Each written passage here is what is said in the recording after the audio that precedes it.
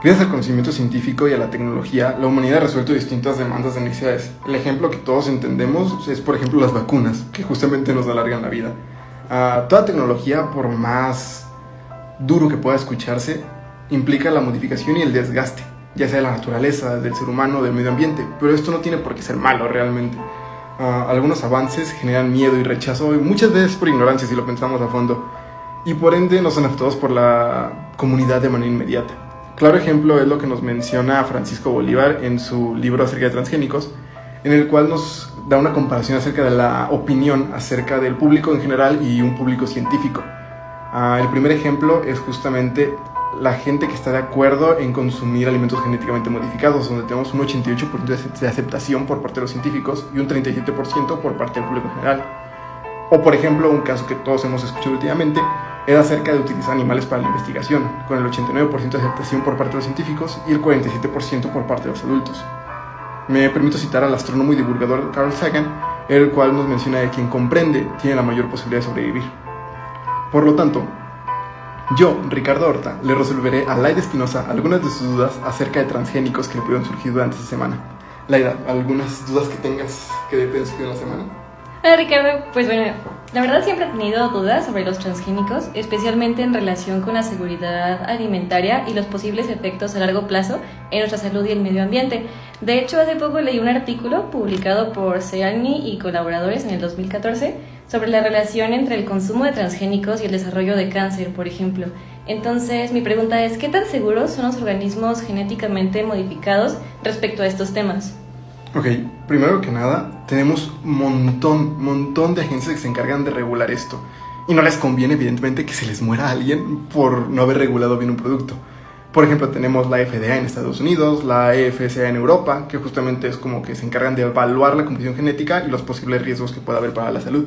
Y, por ejemplo, ¿en México tenemos algún organismo que rija este tipo de cultivos? Sí, en México tenemos a Cibiogem, que justamente es muy interesante porque se dedica exclusivamente a organismos genéticamente modificados. Tenemos un organismo en México específico para esta clase de organismos, lo cual nos da un poquito más de seguridad. Hay que entender que los organismos genéticamente modificados no van a modificar tu ADN. En palabras muy simples, pues no es compatible tu ADN con el de un camello, ¿sabes? Te doy el ejemplo, yo consumo bastante lechuga y que yo sepa no me parezco a una. No, creo que no. Y en el artículo que mencioné de Serani, este artículo es horrible. Los científicos de agencias reguladoras lo han mencionado como un mal artículo, sigue protocolos que no son adecuados para el diagnóstico de cáncer, su diseño de experimentos es deficiente, relaciona procesos biológicos que no tienen nada que ver con el cáncer realmente, hasta incluso la revista, que fue la primera que lo publicó, redactó su publicación.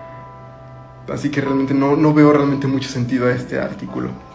Entonces, en resumen, ¿este señor se basa en su imaginación para desacreditar a los OGMs? Más que su imaginación, simplemente interpretó los datos a lo que él quiso.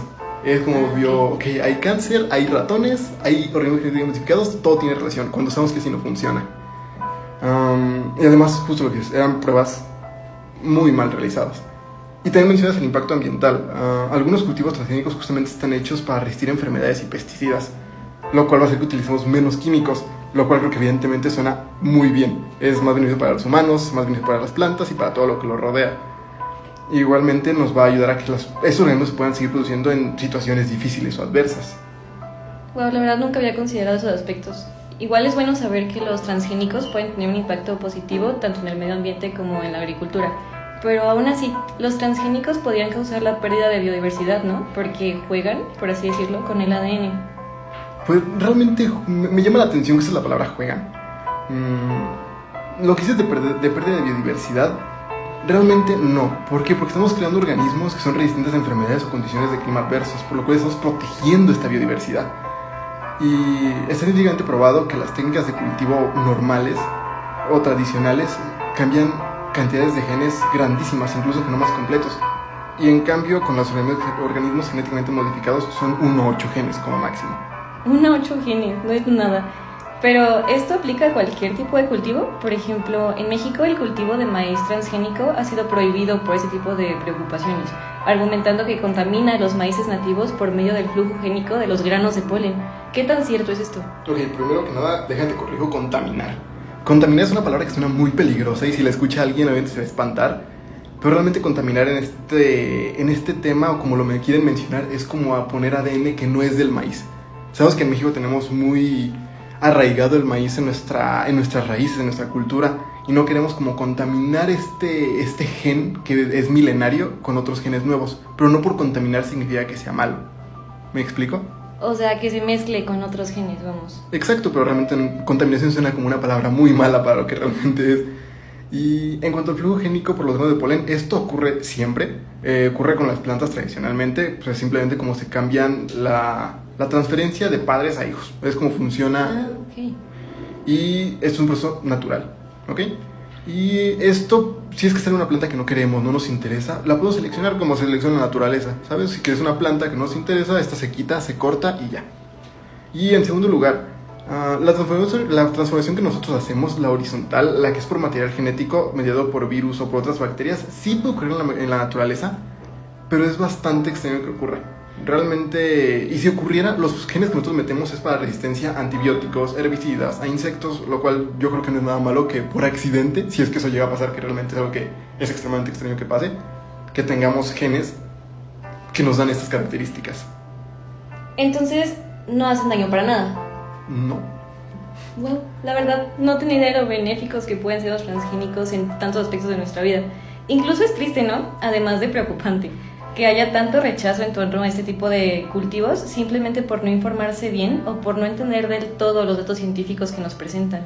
Igual por ese lado, creo que es muy necesario comenzar a divulgar con un lenguaje más sencillo que todos podamos comprender sobre lo que realmente son los organismos transgénicos y lo importante que son para la vida en general. Claro, y es que imagínate, ya ni te dicen transgénicos, una palabra fea, peligrosa. Y la gente, realmente por el contexto, muchas son ignorantes. Y por ende no aceptamos esto. Imagínate, llegas y te con esa clase de palabras que son tan redundantes, tan peligrosas, te asustan, te dan miedo. Sí me pasó.